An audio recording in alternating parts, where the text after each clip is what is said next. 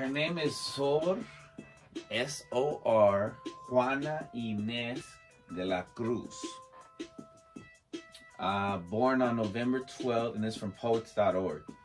Born November 12th, 1651, and there's some dispute about the year, in San Miguel, Neplantla, Mexico. Juana Ines de Asbaje y Ramirez was the illegitimate daughter of a Spanish father and a Creole mother. Her maternal grandfather owned property in Amecameca, and Juana spent her early years living with her mother on his estate, Panoaya. Juana was a voracious reader in her early childhood, hiding in the Hacienda chapel to read her grandfather's books from the adjoining library. She composed her first poem when she was 8 years old. By adolescence, she had comprehensively studied Greek logic and was teaching Latin to young children at age 13. She also learned Nahuatl, an Aztec language spoken in central Mexico, and wrote some short poems in that language. At age 8, after her grandfather's death, she was sent to live in Mexico City with her maternal aunt. She longed to disguise herself as a male. I lost my spot. So she'd go to university, but was not given permission by her family to do so. She continued to study privately, and at 16 was presented to the court of the Viceroy Marquis de Montserrat, when she was admitted to the service of the Viceroy's wife. When she was 17, the Viceroy assembled a panel of scholars to test her intelligence. The vast array of skills and knowledge she demonstrated before the panel became publicly known throughout Mexico. Her reputation and her apparent beauty attracted a great deal of attention.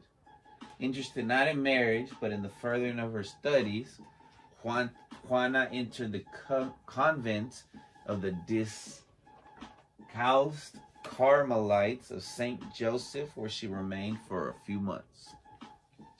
In 1669, at age 21, she entered the convent of the Order of St. Jerome, where she would remain until her death. In the convent, Sor Juana had her own study and library, and she was able to talk often with scholars from the court and the university. Besides the writing of poems and plays, her studies included music, philosophy, and natural science.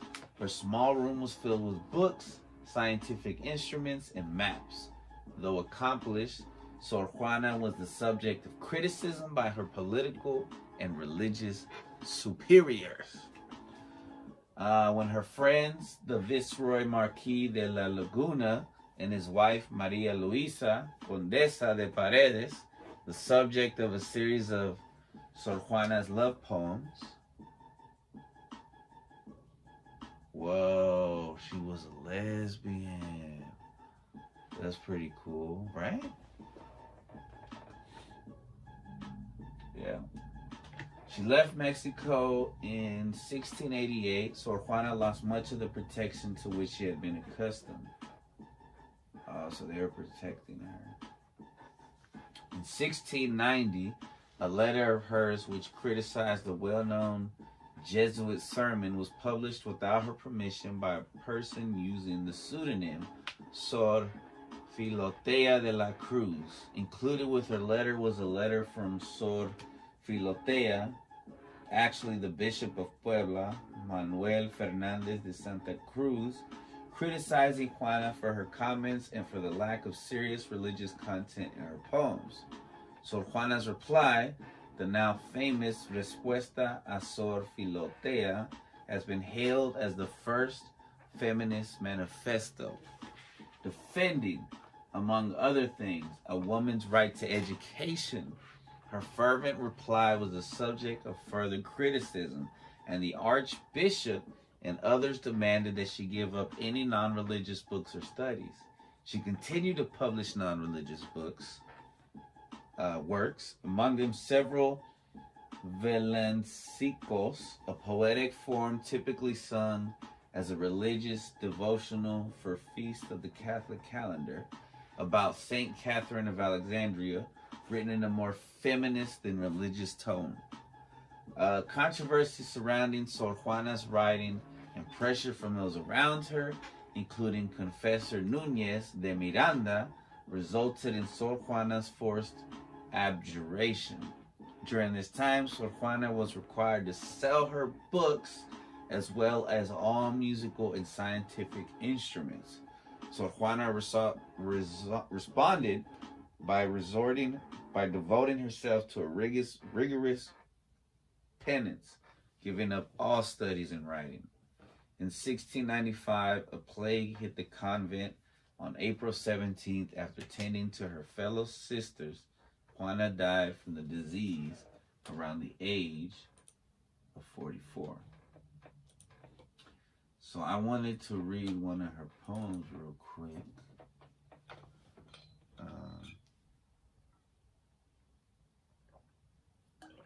Because I thought it was pretty cool. What happened to the music? Oh, it's the speaker.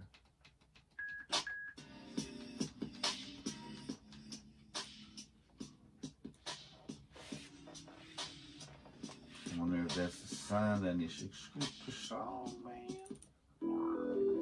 Because that song might be copyrighted. Okay, let me look at my bookmarks. Bookmarks about Sor Juana de la Cruz. I hope this is the one. No. Well, let's see. Maybe they got it right here. No.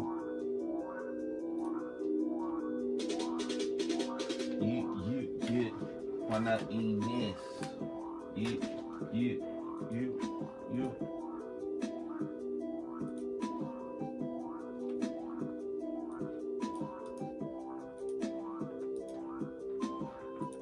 Man, I lost the page that had the poem. It was a cool little poem. Maybe it's this first page right here. Yeah, I think it's this one. Nope. Some kind of curriculum.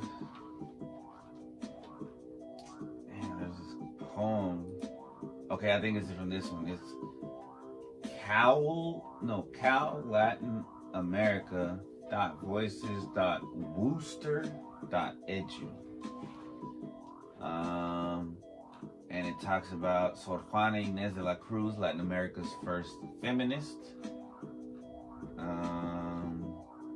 Or controversial views. Okay, so this is a poem right here. Damn, how do I zoom into this? I'm just gonna have to physically zoom in. Well, I can't really read. It's called Foolish Men. Okay, and I'm gonna put a link to the biography page because it's pretty interesting.